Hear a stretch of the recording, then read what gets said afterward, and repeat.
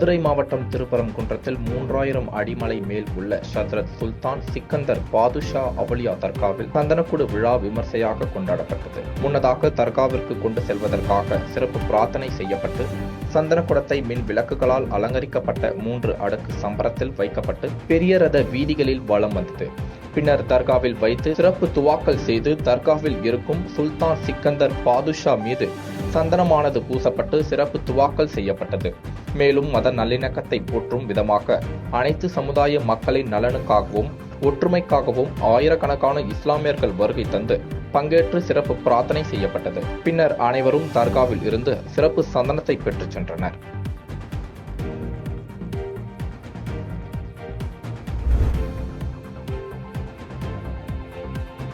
உடல் நலத்தையும் மன நலத்தையும் மேம்படுத்தும் வண்ணம் ஆண்டிப்பட்டியில் இலவச யோகா மற்றும் மூச்சு பயிற்சி முகாம் நடைபெற்றது. ஆர்ட்ஃபுல் இன்ஸ்டிடியூட் நடத்திய 3ஆம் நாள் யோகா பயிற்சியில் மக்களின் உடல் மற்றும் மன ஆரோக்கியத்திற்கான யோகாசனம், யோகா முத்திரைகள், மூச்சு பயிற்சிகள், ஓய்வு நிலை பயிற்சியுடன் கூடிய தியான பயிற்சி நடைபெற்றது. இதில் பொதுமக்கள் ஏராளமானோர் கலந்து கொண்டு பயனடைந்தனர்.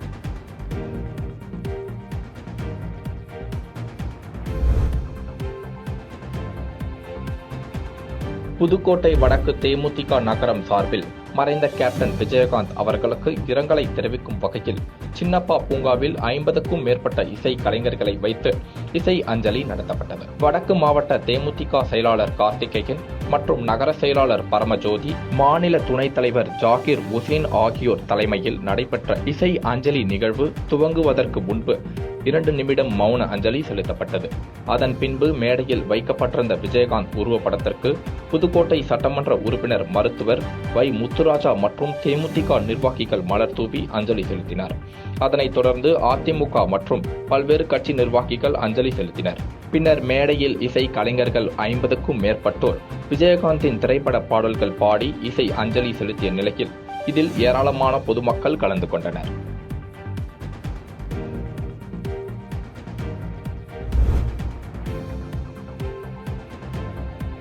கிருஷ்ணகிரி மாவட்ட விளையாட்டு மைதானத்தில் கிருஷ்ணகிரி கால்பந்து குழு சார்பில் முதலாம் ஐவர் கால்பந்தாட்ட போட்டி நடைபெற்றது. மாவட்ட விளையாட்டு மைதானத்தில் துவங்கிய துவக்க போட்டிகளை சட்டமன்ற உறுப்பினர் அசோக்குமார் துவங்கி வைத்தார். இதனைத் தொடர்ந்து நாக் அவுட் முறையில் நடைபெற்ற இறுதிப் போட்டியில் வெற்றி பெற்ற கிருஷ்ணகிரி KFC அணிக்கு சுழல் கோப்பை மற்றும் பரிசு தொகையினையும் அன்னை பைனான்ஸ் உரிமையாளர் சண்முகம் வழங்கி பாராட்டினார். தொடர்ந்து 2ஆம் இடம் பிடித்த எடப்பாடி அணி மற்றும் 3ஆம் இடம், 4ஆம் இடம் பிடித்த அணிகளுக்கும் பரிசுகள் வழங்கி பாராட்டப்பட்டது.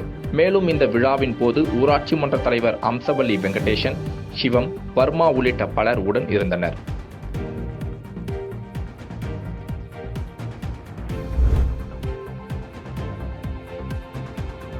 தேனி மாவட்டம் போடிநாயக்கனூர் கூடைப்பந்தாட்ட கழகம் சார்பில் விண்ணொலியில் நடைபெறும் மாநில அளவிலான கூடைப்பந்தாட்ட போட்டிகள் போடிநாயக்கனூரில் நடைபெற்றது.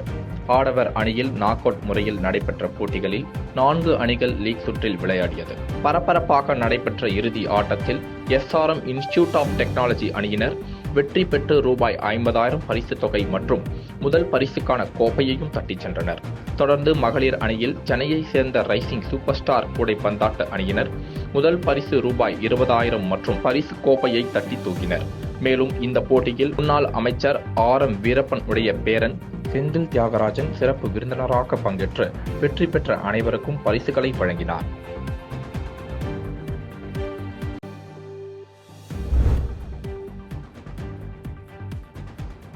திருப்பூர் மாவட்டம் தாராபுரம் அருகே உள்ள உப்பாறு அணைக்கு திருமூர்த்தி அணையிலிருந்து BAP திட்டத்தில் உபரி நீரை திறந்துவிட வலியுறுத்தி அப்பகுதி விவசாயிகள் தலைவர் அர்ஜுனன் மற்றும் நிர்வாக உறுப்பினர் சிவகுமார் தலைமையில் பலகட்ட போராட்டம் நடத்தி வருகின்றனர்.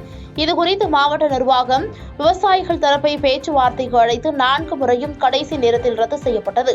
இதனால் ஆவேசம் அடைந்த விவசாயிகள் உப்பாறு அணையின் உட்பகுதியில் இறங்கி காத்திருப்பு போராட்டத்தில் ஈடுபட்டுள்ளனர். அப்போது இன்ஸ்பெக்டர் அருள் மற்றும் தீயணைப்புத்துறை நிலை அலுவலர் ஜெயச்சந்திரன் ஆகியோர் அணை நீரில் இறங்க வேண்டாம் என வலியுறுத்தினர். இருந்தபோதிலும் 400க்கும் மேற்பட்டோர் நீரில் இறங்கி கோஷம் எழுப்பியதால் பெரும் பரபரப்பு ஏற்பட்டது.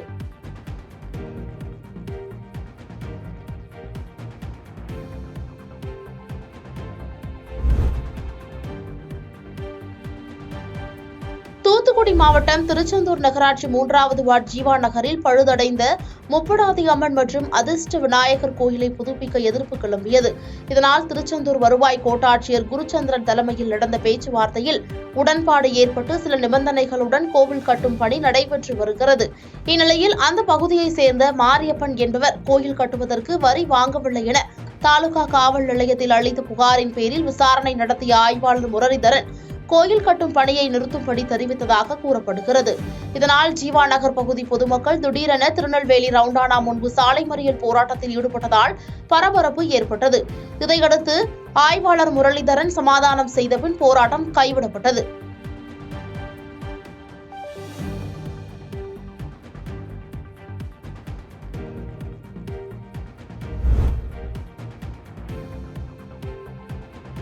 தமிழ்நாட்டில் உள்ள 414 ஒன்றியங்களில் 851 வட்டார கல்வி அலுவலர் பணியிடங்கள் அனுமதிக்கப்பட்டுள்ளன. அதில் நடப்பாண்டில் காலியாக உள்ள வட்டார கல்வி அலுவலர் பணியிடங்களில் 50% காலி பணியிடங்களுக்கு ஆசிரியர் தேர்வு வாரியத்தின் மூலம் தேர்வு செய்யப்பட்ட 33 நபர்களுக்கு மதுரை மாநகரில் அமைந்துள்ள கலைஞர் நூற்றாண்டு நூலக அரங்கத்தில் பணி நியமன ஆணைகளை தமிழ்நாடு பள்ளி கல்வித்துறை அமைச்சர் அன்பில் மகேஷ் பொய்யாமொழி வழங்கினார். இந்நிகழ்ச்சியில் பள்ளி கல்வித்துறை செயலாளர் குமரகுருபரன் மற்றும் பள்ளி கல்வி இயக்குநர், தொடக்க கல்வி இயக்குநர் மற்றும் அரசு உயர் அலுவலர்கள் பலர் கலந்து கொண்டனர்.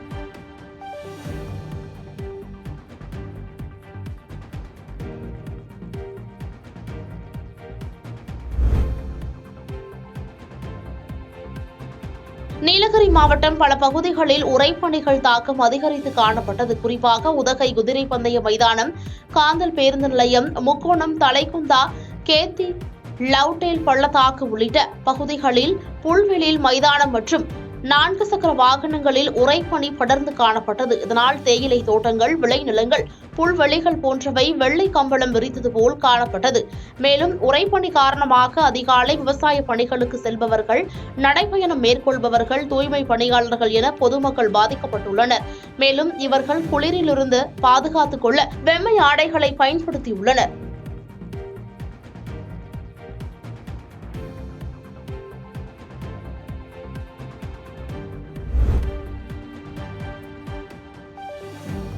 திருப்பூர் மாவட்டம் அவினாசி லிங்கேஸ்வரர் கோயில் கும்பாபிஷேக விழா வருகின்ற 2ஆம் தேதி நடைபெற உள்ளது. இதற்காக கடந்த 24ஆம் தேதி மகா கணபதியாக பூஜையுடன் தொடங்கிய நிலையில் கும்பாபிஷேகத்தை முன்னிட்டு அவினாசியை சேர்ந்த நூற்றுக்கணக்கான பெண்கள் கலந்து கொண்ட தீர்த்தக்குட ஊர்வலம் நடைபெற்றது.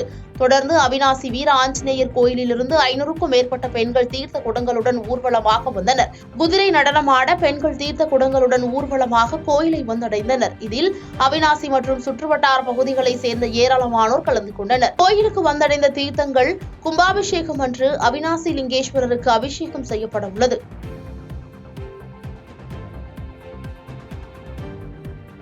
பாதகம் செய்பவரை கண்டால் நாம் பயங்கொள்ளலாகாது பாப்பா.